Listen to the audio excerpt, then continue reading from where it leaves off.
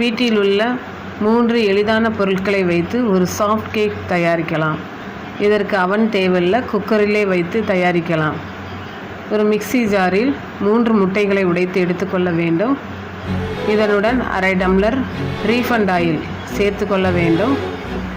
3/4 tumbler பொடித்த சர்க்கரையை சேர்த்து கொண்டு 1 செகண்ட் மிக்ஸியில் அரைத்து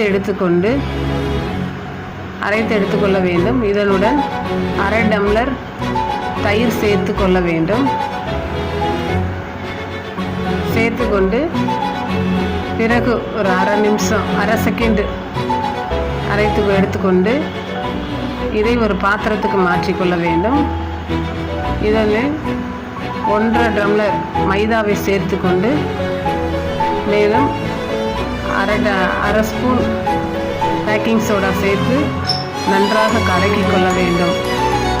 கலக்கி கொண்டு எந்த பாத்திரத்தில் நம்ம கேக் செய்ய போகிறோமோ அந்த பாத்திரத்தை எண்ணெய் அல்லது நெய்யினால் தடவி வைத்து கொண்டு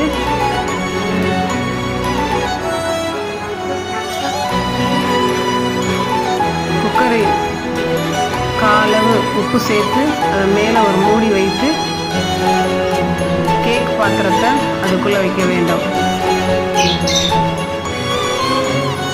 வைத்துக்கொண்டு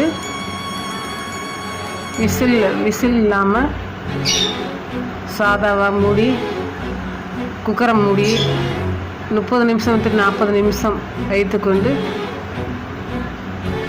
பிறகு குக்கரை திறந்து பார்த்து ஒரு சாஃப்டான கேக் நமக்கு கிடைக்கும்.